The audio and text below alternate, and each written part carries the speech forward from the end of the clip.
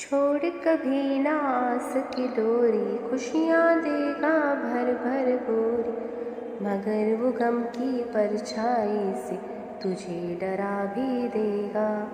जिस साईं ने दर्द दिया है वही दवा भी देगा। धीरज रख वो रहमत की बरखा बरसा ही देगा। धीरज रख वो रहमत की बरखा बरसा ही देगा। बरखा बरसा ही देगा।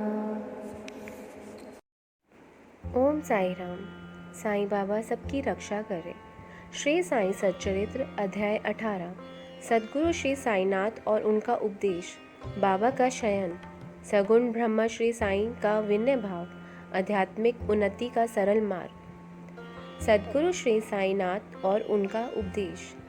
इस कली काल में गुरुओं का अभाव नहीं है, लेकिन वे वास्तविक या सच्चे गुरु नहीं कहलाते।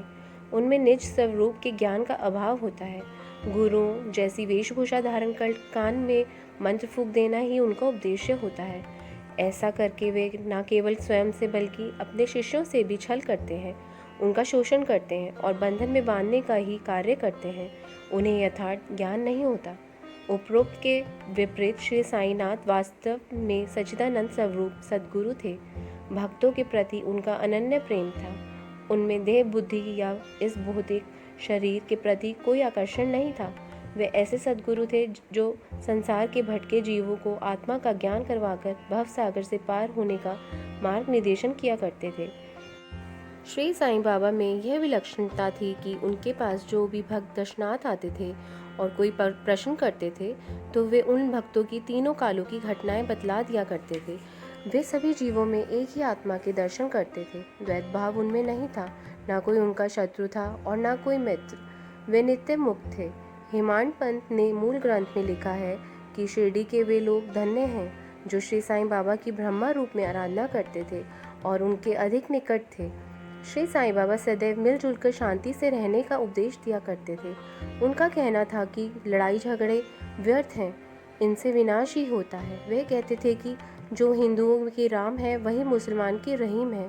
राम रहीम में कोई भेद नहीं है, फिर दोनों वर्ग क्यों झगड़ते हैं। श्री साईं बाबा कहा करते थे कि परमात्मा तक पहुंचने के लिए जप तप योग ज्ञान आदि अनेक मार्ग हैं। फिर भी यदि कोई परमात्मा तक ना पहुंचे तो उसका जन्म निरर्थक है। वे कहते थे कि जो तुम्हारी निंदा करते हैं उन्हें निंदा करने दो, लेकिन तुम सबका भला करते रहो। उनके कहने का भाव यही था कि आध्यात्मिक व भौतिक उत्थान के लिए परोपकार का भाव लाओ, परोपकारी बनो।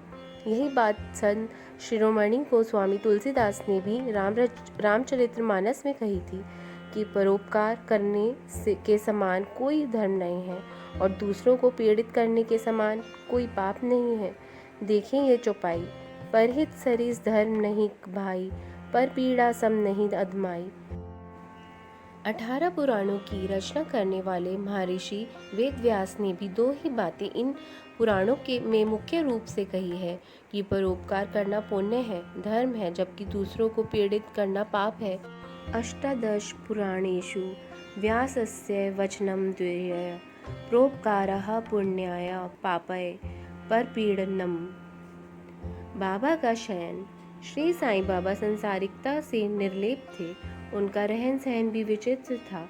वे फकीर के वेश में रहा करते थे।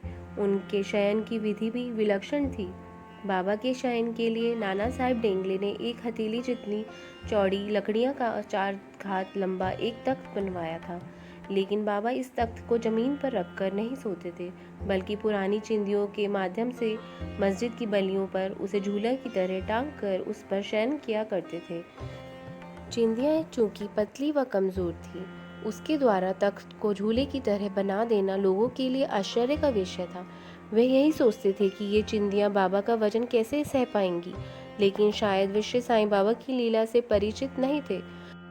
जब श्री साईं बाबा निर्मल चिंदियों से बंधे तख्त पर शयन करते तो लोग उन्हें शयन करते देख आश्चर्यचकित रह जाते। वे यही सोच सोच के हैरान रहते कि बाबा कैसे तो तख्त पर चढ़ते होंगे और कैसे नीचे उतरते होंगे, लेकिन श्री साईं बाबा की लीला साईं ही जाने।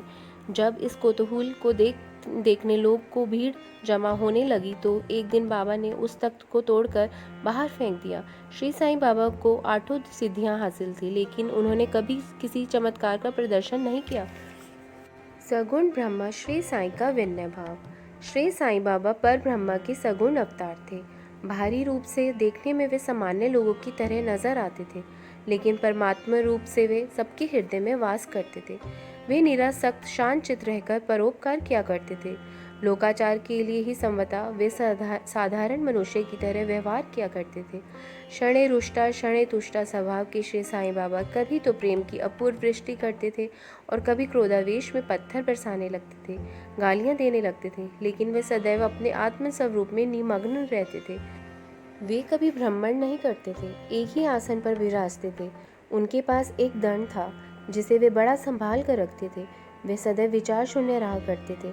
निर्वाह करने मात्र के लिए ही उन्होंने भिक्षावृत्ति को अपना रखा था। उनके मुखराबिंद से हर पल अल्लाह मालिक मुखरित होता रहता था। श्री साईं बाबा का स्वरूप दिव्य था। इतना वर्णन करने के बाद हेमांड पंत ने कहा है कि वे लोग दुर्भाग्यशाली थे जिन्होंने श्री साईं बाबा को सामान्य संत समझा। जो आज भी श्री साईं बाबा को सामान्य संत ही समझते हैं, वे भी दुर्भाग्यशाली हैं। श्री साईं बाबा के जन्म माता पिता का तो किसी को ज्ञान नहीं, फिर भी अनुमान ही लगाया जा सकता है। वे शिरडी में पहली बार तब आए थे जब 16 वर्ष के तरुण थे। उस समय 3 वर्ष शिरडी में रहकर वे अंतर्धान हो गए थे। दूसरी बार चांद पाटिल के साले के लड़के की शादी में बाराती बनकर शिरडी आए थे। तब वे 20 वर्ष के थे। तब से वे 60 वर्ष तक शिरडी में ही रहे। इस तरह अनुमान लगाया जाए तो 80 वर्ष की आयु में उन्होंने 1918 में महासमाधि ले ली। इस गणना से उनका 1838 में होना माना जाना चाहिए, जिसमें कीर्ति, श्री वैराग्य, ज्ञान, ऐश्वर्य, उदारता आदि गुण हो। वे भगवान ही हैं। श्री साईं बाबा में यह सभी गुण विद्यमान थे। भक्तों को वे प्राय कहते थे कि दास अनुदास, मैं तो तुम्हारा ऋणी हूँ। उनका ऐसा कहना उनकी विनयशीलता का ही प्रतीक है। संसार में रहते हुए भी वे संसारी पदार्थों का उपभोग अरुचि से किया करते थे। जहाँ वासनाएं, अहम व अन्य चेष्टाओं का लोप हो जाता है, वहाँ शुद्ध चैतन्य रूप उजागर हो जाता है। श्री साईं बाबा ऐसे ही शुद्ध चैतन्य स्वरूप थे। वे बाल ब्रह्मचारी बंधनों से मुक्त पूर्ण ब्रह्मा थे। मान अपमान का भी उन्हें बोध नहीं था। इस संदर्भ में उनके एक भक्त नानावली का प्रसंग देना उचित है। नानावली बाबा का बड़ा विचित्र भक्त था। वह कब क्या बोल दे कुछ पता नहीं होता था। वही बाबा के कार्यों को भी किया करता था। एक बार की बात है कि बाबा मस्जिद में गादी पर विराजमान थे। नानावली जल्दी से उनके निकट गया और बोला कि उठो उठो, गादी से उठ जाओ। उनके उठाने पर बाबा गादी से तुरंत उठ गए।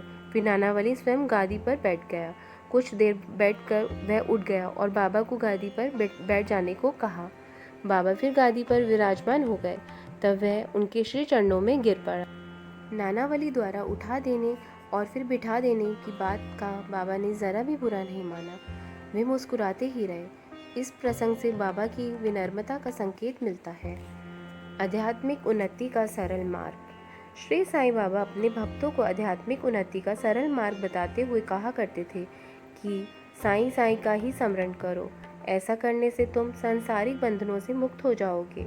उन्होंने कभी भी आसन, प्राणायाम, जप, तप, पंचाग्नि, त्याग आदि साधना करने को नहीं कहा। वे अंतर्मुखी रहकर परोपकार किया करते थे। साईं साईं स्मरण करना साधना का सबसे सरल साधन है। इसमें कुछ भी व्यय नहीं होता। मन बड़ा चंचल है, इसको वश में करना अति आवश्यक है, क्योंकि मन ही बंधन का कारण है, तो मन ही मोक्ष का या मुक्ति का भी कारण है।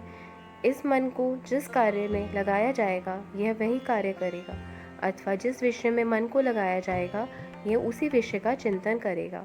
इसलिए मन को गुरु के श्री चरणों में अर्पण करने का पर वह गुरु चरणों का ही चिंतन करेगा। लेकिन इसके लिए यह भी आवश्यक है कि संत पुरुषों की संगति की जाए, परमात्मा की लीला कथाओं का श्रवण किया जाए। संतों का संग करने से मन में लगी गांठें एक एक करके खुलती जाती है और वह संसारिकता से विरक्त होकर परमात्मा चिंतन की ओर आकर्षित हो जाता है। इस प्रकार जब मन निर्मल हो जाता है तब परमात्मा से साक्षात्कार होने लगता है। यदि सत्संग पल भर का भी मिल जाए तो मन का मैल दूर हो जाता है। संतों का धरती पर आगमन जन कल्याण के लिए ही होता है। संत कृपा से ही भव पार होने का मार्ग प्रशस्त होता है। ओम साई नमो नमः। ओम साई राम। ओम साई राम। अब हम कल अध्याय 19 का अध्ययन करेंगे। कोई गलती हुई हो तो मुझे क्षमा करना। ओम साई राम।